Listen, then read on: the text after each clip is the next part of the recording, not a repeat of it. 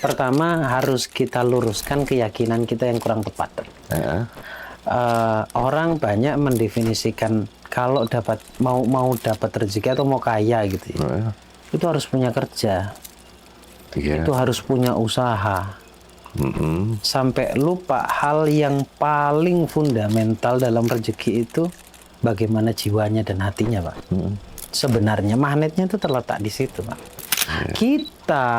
Saya jauh-jauh, saya beragama Islam, doktrin saya miskin, Pak.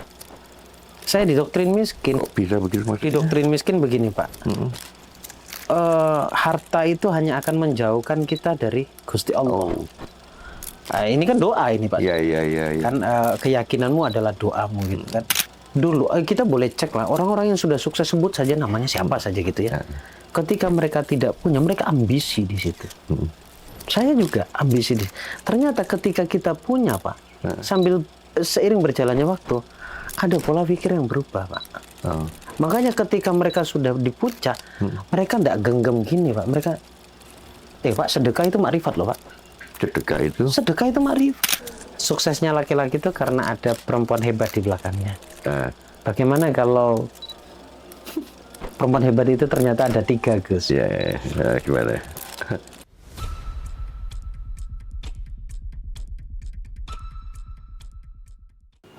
Assalamualaikum warahmatullahi wabarakatuh.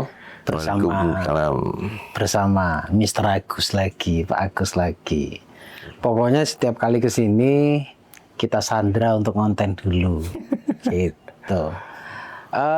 Hadirnya Pak Agus ini pertama menjadi teman diskusi. Terus kedua, Pak Agus ini perpanjangan lidah teman-teman yang ada di luaran sana. Yang mungkin punya pertanyaan yang tidak berkesempatan untuk ketemu saya, Pak Agus ya. Betul. Nah, tadi katanya ada yang titip pertanyaan. Mau ngobrolin apa kita sekarang ini? Boleh Mas. Jadi saya jadi sering kesini karena di luaran itu ternyata banyak juga sih teman-teman ini yang ya kalau bicara di kehidupan ini ujung-ujungnya ya gitu Mas, bahasanya itu duit lah. Ya bicara dari duit yang cepat, cari uang yang cepat, cari uang yang cepat itu gimana gitu. Nah salah satunya itu yang mereka tanyakan itu masalah keberkahan. Kelimpahan, artinya kelimpahan yang berkah lah bahasanya gitu, melimpah tapi berkah lah bahasanya gitu. Nah itu kalau saya lihat kan bahasanya itu kan sekarang ini modern Mas.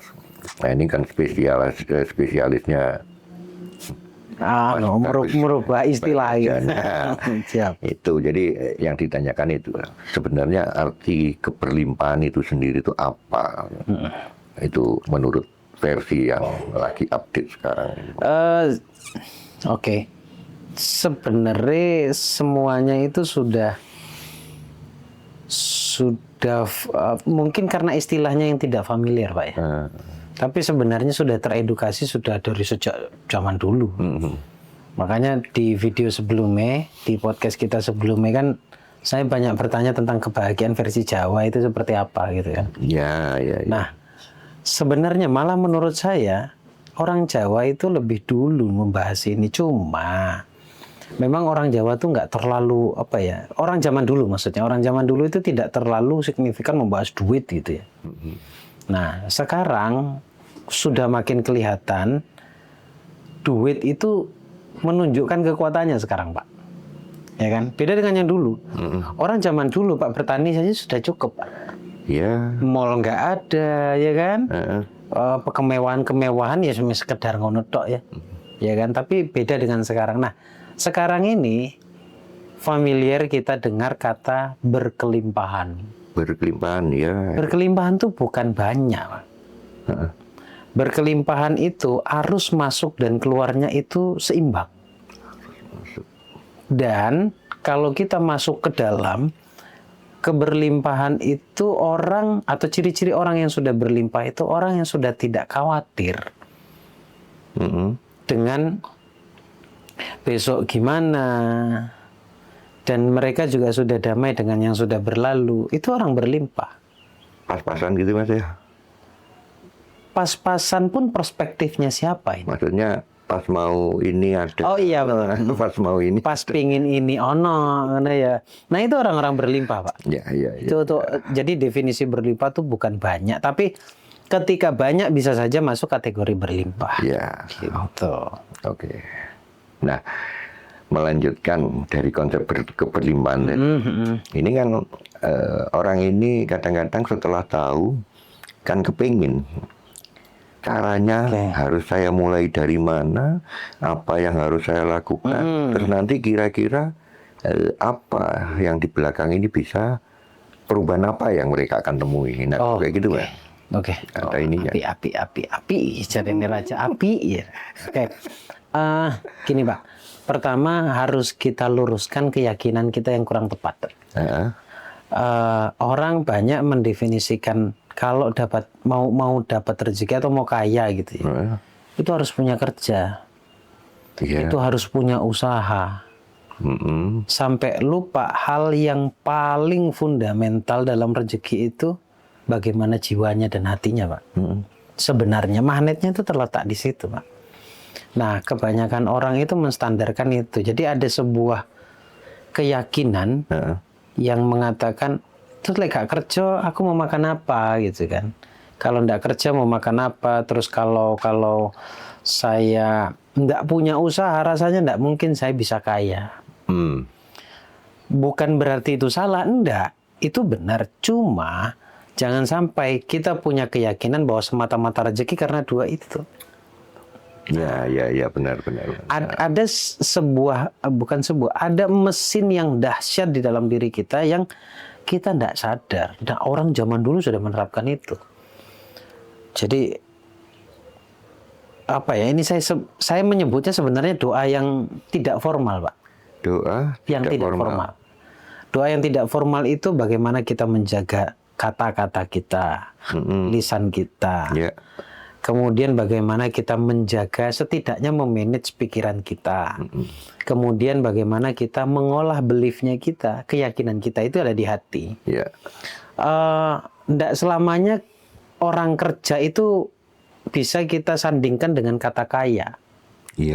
Karena banyak orang kerja ya ora sugih-sugih. Betul, kenyataannya gitu. Kenyataannya begitu. Terus orang kaya itu hanya untuk mereka yang pintar. Kalau saya cek, ini saya circle saya tok ya. Yang kaya itu justru yang pendidikannya nggak tinggi-tinggi banget. Ya kan? Nah, terus juga kalau standarnya orang kaya itu adalah punya usaha. Justru hari ini klien saya, peserta saya itu pengusaha. Hutangnya luar biasa. Hutangnya luar biasa, malah sugihan gitu kita sebenarnya, Pak. Kalau kita ukuran banyak dan tidaknya ya, karena mereka punya aset 10 miliar, hutangnya 11 miliar. Sementara hari ini kita punya uang 1 juta tapi tanpa hutang, sugihan sopo Jal? Kalau bicara angka berarti kan kaya kita, Pak. Betul. Kalau bicara angka, jadi untuk bisa kaya itu standarnya bukan kerja, bukan usaha, tetapi bagaimana kita memanage hati kita. Karena letak magnet itu ada di situ. Belief tadi, keyakinan tadi. Oke, tadi ada disebut bicara masalah kalau nggak salah ya. Tadi itu keyakinan yang berhubungan dengan doa. Doa kita. Biasanya kan seperti itu. Tidak formal ya. Yang tidak formal. Artinya di situ itu kalau dihubungkan masalah keberlimpahan, ini sebetulnya bisa untuk semua ya. Artinya kan seperti itu. Mau teknik berdoamu seperti apa, ininya dengan menggunakan cara apa, intinya kan seperti itu. Oh iya, semua agama.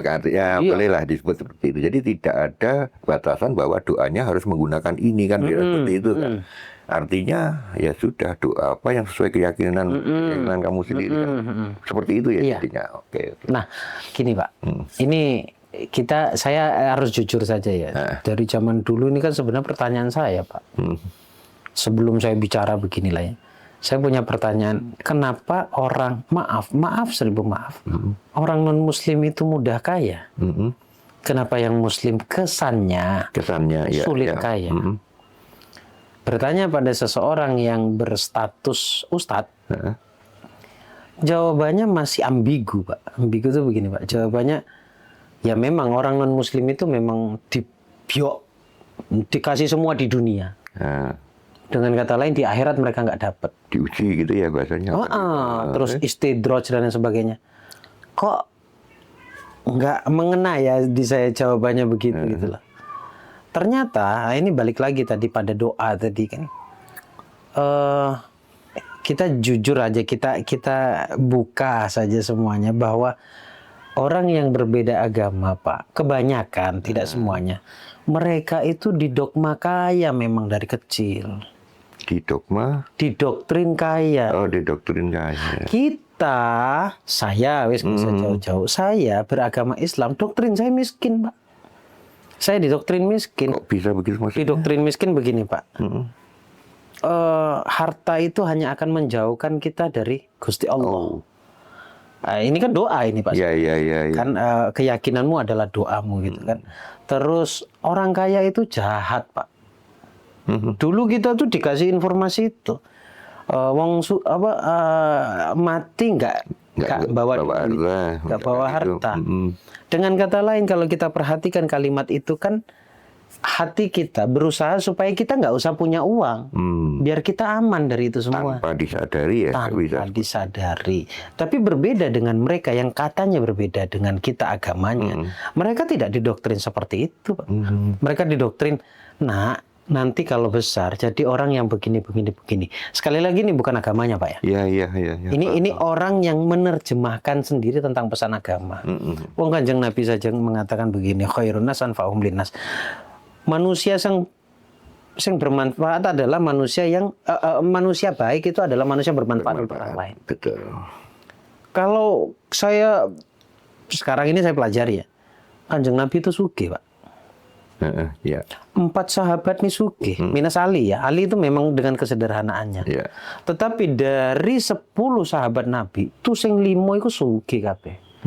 Dan Kanjeng Nabi itu sayang sama mereka. Lah kok saiki umatnya mengatakan bahwa harta itu akan menjauhkan kita dari Allah, termasuk saya. Ya. Nah, sekali lagi ini bukan bicara agama, tetapi bicara dogma dari dulu kita kecil itu.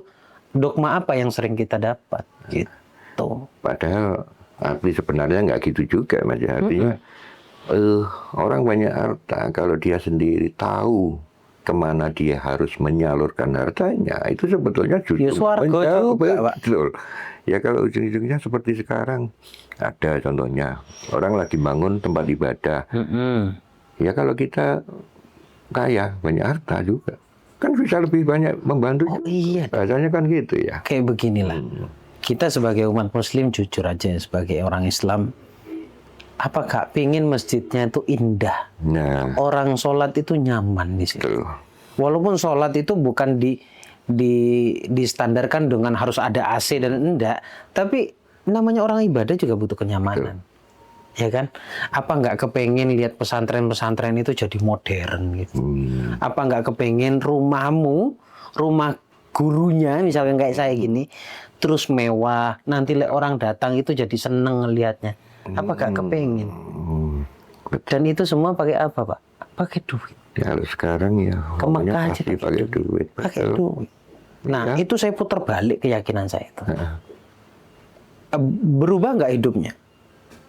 90 derajat langsung ke sini lagi, Pak. 180 derajat. Mau. Jenengan kan tahu sendiri kan, jadi menjadi saksi hidup perjalanan saya tuh. Ya benar, tadi ungkapan bahwa sekarang ada rukun Islam kita yang kelima harus pergi haji. Kalau nggak punya duit gimana? Nggak bisa, pakai batin ya raiso, sak piro to ilmumu, kan gitu. Ya berarti tadi doktrin-doktrin itu memang harus sedikit-sedikit dinetralkan. Dikikis, dinetralkan lebih tepatnya. Jadi, itu Pak namanya doa versi batin. Yang saya sebutnya adalah doa yang tidak formal. Yang formal apa? Ya biasa kita lakukan sholat. Kita habis sholat kan dungo ya. Wong rata-rata doa kita yang dikabulkan itu tidak pas kita berdoa formal. Jadi bahasanya bisa disambung ya tadi yang doktrin harusnya, Mas. Jadi ibaratnya tadi kaya apa? Kaya itu harta bisa menjauhkan apa? Menjauhkan saya dari Gusti Allah. Bisa menjauhkan dari Gusti Allah. Itu Justru, berarti bukan titik, Mas. Koma ya. Koma. Kalau Kecuali. Nah, gitu. Kalau kamu punya harta, bisa berbuat baik lebih banyak kepada orang lain. Kan? Betul, iya benar. Jadi yang koma dirubah jadi titik. Ya. Kayak begini, uang nggak dibawa mati.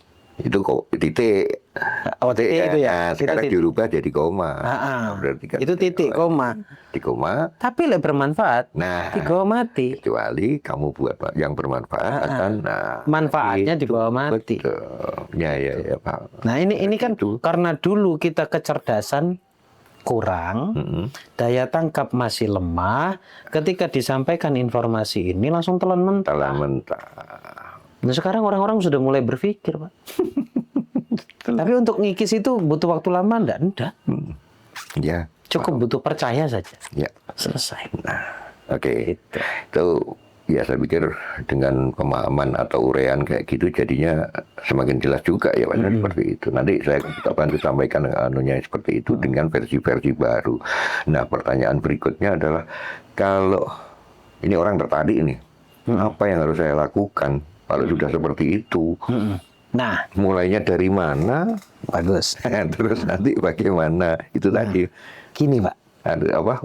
Supaya nanti endingnya itu seperti yang diharapkan itu harus seperti apa? Gitu. Nah, orang-orang yang tadi punya belief yang negatif, punya kepercayaan yang negatif tadi terhadap uang, itu kalau ditanya ngobrol begini ngengkel, Pak. Oh. Dia pasti bilang, enggak lah, aku ngerti juga uang tuh begini, aku ngerti aku butuh uang. Pasti ngengkel, Pak. Nah, yang saya maksud, jadi di mananya nih? Itu ada di dalam dirimu, ada di dalam hati. Ibarat saya punya isolasi, Pak. Isolasi saya tempelin kertas, saya tedes di sini. Nempel dia di sini, Pak. Nempel itu di hati kita. Dan kalimat saya yang sampai hari ini nih masih misteri sebenarnya buat kawan-kawan ini ya. Tidak semuanya yang ada di pikiran bawah sadar disadari secara sadar oleh pikiran sadar. Pikiran yang ada di bawah sadar tidak sepenuhnya disadari oleh pikiran sadar. Secara sadar. Jadi ini perlu diskusi panjang dengan yang bersangkutan. Jadi saya juga punya teknik bagaimana caranya saya bisa mengetahui. Bisa saya. Saya punya teknik tersendiri. Ngomong tak selimure. Sampe lihat delok duit itu kayak apa sih? Duit itu gak pati ngene. Itu teknik, Pak. Oh, ini bahasa bawah sadar yang ini. Yang tadi itu secara sadar. Dimanipulasi. Enggak, aku gelem duit kok. Tapi sebenarnya di hatinya tidak seperti itu. Berarti bertolak belakang antara yang diucap sama yang diyakini. Makanya ada sekarang ini lagi marak. Sebenarnya saya sudah bicara ini dari tahun 2018. Melepas kemelekatan. Kemelekatan apa? Kemelekatan apa? Kemelekatan keyakinan yang tidak baik.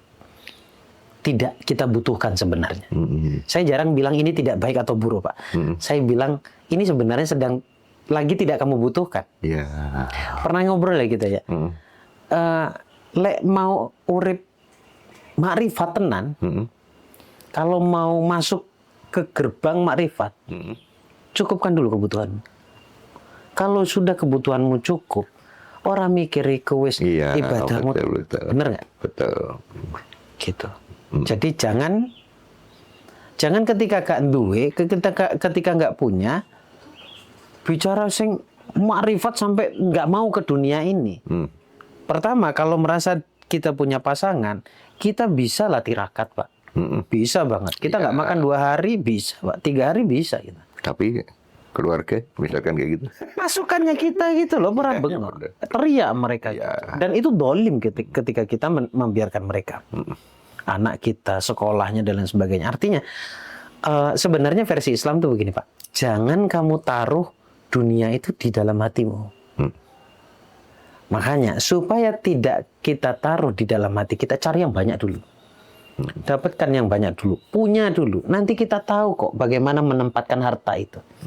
Apakah harus diletakkan di sini, dijaga, digenggam, atau ternyata berharta itu begini. Seiring berjalannya waktu, jiwa kita akan makrifat sendiri. Iya.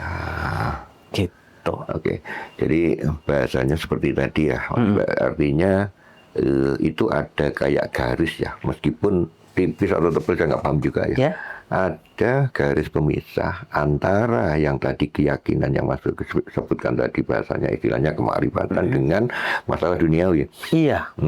Padahal itu dua hal yang tidak bisa dipisahkan. Padahal tidak bisa dipisahkan, Nggak bisa. tetapi sebetulnya pencapaiannya itu bisa dianu seperti itu. Bisa seperti itu. Makanya dulu kita boleh cek lah orang-orang yang sudah sukses, sebut saja namanya siapa saja gitu ya. Ketika mereka tidak punya, mereka ambisi di situ. Saya juga ambisi di.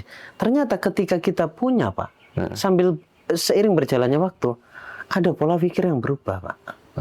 Makanya ketika mereka sudah di puncak, mereka tidak genggam gini, Pak. Mereka, Pak, sedekah itu makrifat loh, Pak.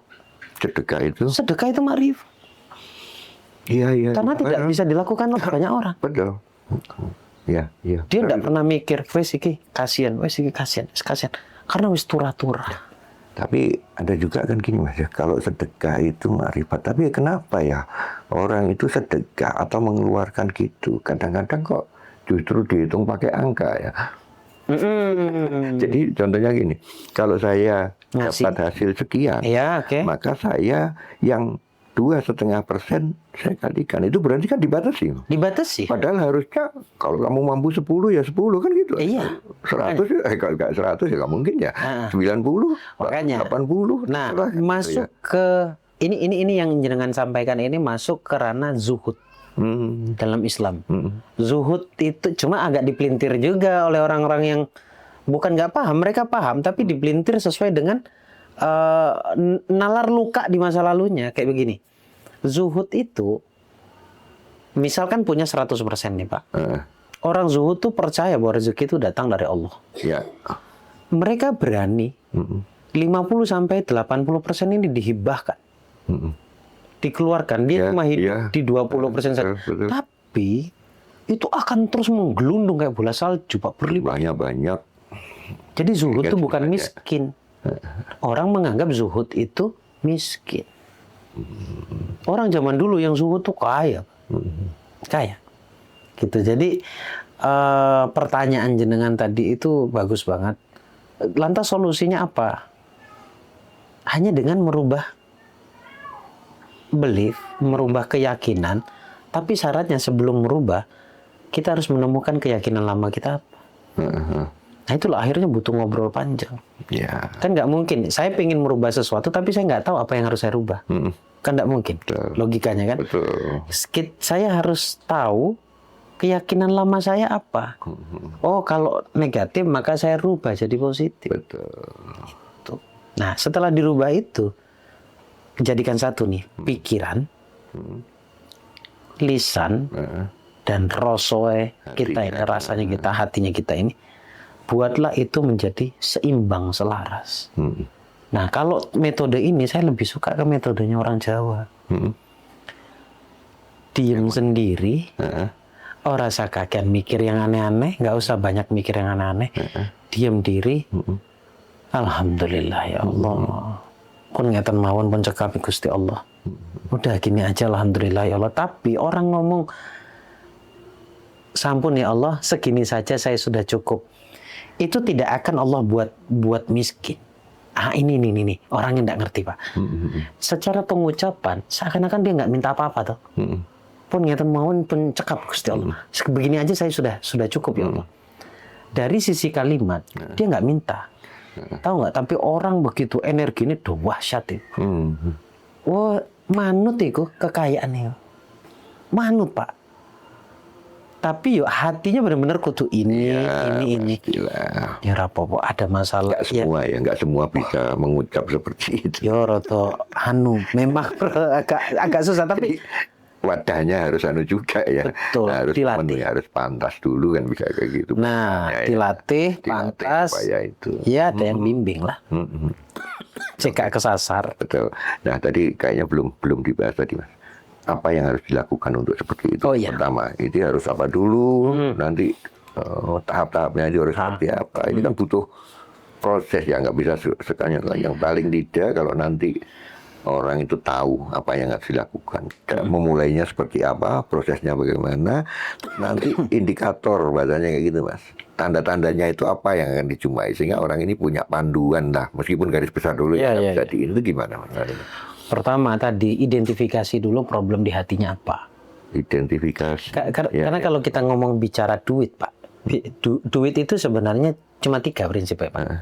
Bagaimana kita menilainya, bagaimana kita bersikap padanya, bagaimana kita memperlakukan dia. Menilai, bersikap, memperlakukan dia. Oke. Cek, kalau ngelihat duit, kalau ingat duit, ada penilaian apa di hati kita, bukan di pikiran ya. Ketika rezeki ada, sikap kita terhadap rezeki bagaimana? Nggenggam nggak atau ngetum? Genggam atau ngasih? Nahan atau ngeluarin? Yang ketiga, memperlakukan. Ketika ada rezeki dan bagaimana kita memanage keuangan yang baik. Kalau kita nggak memanage keuangan yang baik, royal apa segala macam, itu juga nggak bagus. Itu juga nggak bagus karena tidak manfaat. Nah, poinnya 3 dulu ya. Nah, sekarang apa yang harus dilakukan? Sederhana banget. Pertama, identifikasi dulu penilaianmu terhadap uang. Harus tahu dulu bagaimana kita menilai uang, dan itu butuh apa yang dia rasakan. Betul. Nah, kemudian cek kualitas syukur kita ketika ada rezeki masuk. Ketika kita bersama uang. Iya, ketika kita misal, aku cuma oleh 200 sih sedino, 200.000 sehari. Coba bismillah belajar ngeluarin 5-10%. Itu bagaimana kita bersikap itu. Sedekah. Ya. Hampir tidak ada rumus kaya tanpa sedekah, Pak. Hampir.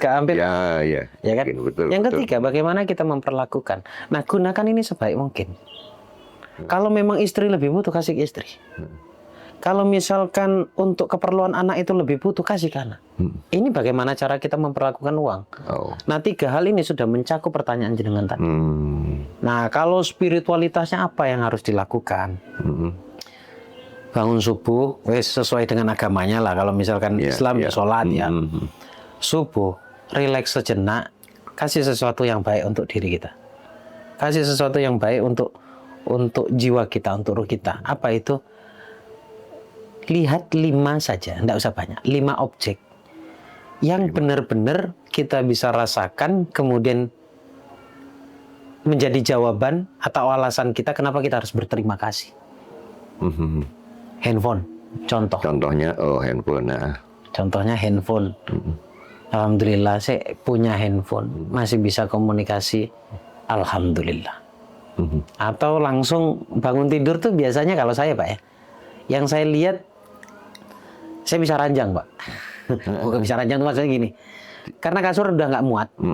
Anak saya itu kalau tidur tuh muter Pak. Si bayi ini, Baraja nih Pak. Jadi mamanya sama anaknya di atas, saya punya kasur sendiri di bawahnya. Jadi pas saya bangun itu noleh ke kiri itu lihat dia. Ya Allah, alhamdulillah, inilah kebahagiaan. Lihat anak, lihat istri, baru bergegas sholat gitu kan. Nanti dipikirin bisa ranjang, mesti aneh-aneh tuh, Pak. Gitu ya. Nah, habis itu habis sholat, saya tuh biasanya di sini Pak, duduk atau enggak di sini nih. Saya duduk barang 5-10 menit. Mek ngerasa nih, ya Allah, urip ke enak ternyata ya Allah. Urip ke enak. Bisa sholat subuh, alhamdulillah bisa. Syukur banget. Syukur intinya. Nah, nanti siang, bagaimana caranya pikiran saya itu terus berhusnudzon, berbaik sangka. Ketemu sopo tak dongakne. Ketemu siapapun saya doakan. Misalnya ketemu sing saya buat hati saya mangkel gitu. Saya lebih milih untuk memaafkan. Selesai. Yesus sudah berlalu, sudah selesai kok. Gitu ya. Terus nanti menjelang maghrib, saya sedekah. Sedekah pelepasan masa namanya. Pelepasan waktu. Karena waktu istimewa itu ada saat bergesernya pergantian masa. Pergantian waktu. Itu ribuan malaikat Allah turunkan itu. Nah, kemudian malam nanti rileks saya. Wis kadang ini nih anak-anak wis mari kerja wis pulang ya. Saya nyantai sama istri saya. Sama anak-anak. Saya enggak mikirin kerjaan sudah. Gitu. Setiap hari begitu, Pak. Nah, ketika tidur saya dengerin audio terapi saya. Saya buat sendiri. Kalau audioterapi, Ada audioterapi ya. saya buat. Nanti Pak Agus saya kirim. Wah itu powerful banget. Sudah banyak, efektifnya 1 bulan. Tapi alhamdulillah banyak orang yang terdampak. Ya, ya. Berdampak dalam hidupnya. Rezekiku alhamdulillah. Macam-macam lah pokoknya. Kayak gitu. Oke. Ada sesuatu, kalau nggak salah itu bahasanya gini. Kita harus mampu untuk berpikir kaya. Oke. Nah, pemahaman itu boleh di-share sedikit. Masalah mampu berpikir kaya. Artinya ini beda tipis ya antara orang berkaya dengan orang ini. Penjelasan ini. Oh, ya ada beberapa orang sing impian lah. yang mengajarkan seperti kalau kita lihat kayak itu gimana? menghayal. Gitu. Nah, oke Pak. Ini pertanyaan bagus lagi. Banyak orang yang menjelaskan dalam konteks menghayalnya. Sebenarnya menghayal juga tidak ada masalah. Karena menghayal itu kan hak setiap orang maksudnya. Iya. Mungkin lebih tepat biar orang juga bisa menggunakan logikanya dalam berilmu. Bukan berhayal, mencontoh kebiasaan orang kaya. Jangan dilihat jumlahnya. Kalau orang kaya bersedekah kan jumlahnya gede ya. Poinnya bukan di angka tapi di perilakunya. Kebiasaan orang kaya itu apa? Nah, karena mungkin ada sebagian orang itu yang saya kan nggak mungkin ngecek satu persatu orang kaya, Gus. Saya spill, saya kasih tahu. Karena sebenarnya profesi saya seperti ini saya diuntungkan, Pak. Diuntungkan begini, Pak. Saya banyak ketemu orang sukses jadinya. Jadi saya pun suka nanya, habitmu apa sih? Apa yang kamu lakukan dalam keseharian? Jadi saya tahu garis besarnya, Pak. Orang kaya itu paling anti, Pak, bangun tidur mikir masalah. Itu anti banget dalam hidupnya. Nggak mau banget. Saya bagaimana setiap pagi itu ngerasanya apa yang sudah diberikan oleh semesta, bahasanya begitu, Pak. Satu ya. Terus kedua, mereka nggak punya waktu untuk membenci orang. Tidak punya waktu. Untuk membenci orang. Sekalipun dia didolimi, kata dia. Tidak punya waktu dan tidak ada kemauan untuk Nggak mau. menghindari ya. Dan mereka menghindari pembicaraan-pembicaraan yang di luar konteks keinginannya. Misalkan pengen kaya, dia nggak mau ngobrol panjang kali lebar tentang permasalahan hidup, miskin, nggak mau, Pak. Jadi konteksnya harus Bicarakan sesuatu yang positif dan circle lah dirubah, Pak. Karena kita itu juga bisa berubah karena 5 circle kita. 5 circle kita. Kemudian yang dilakukan mereka itu sedekah udah pasti. Nggak usah ditanya kalau itu. Berbagi.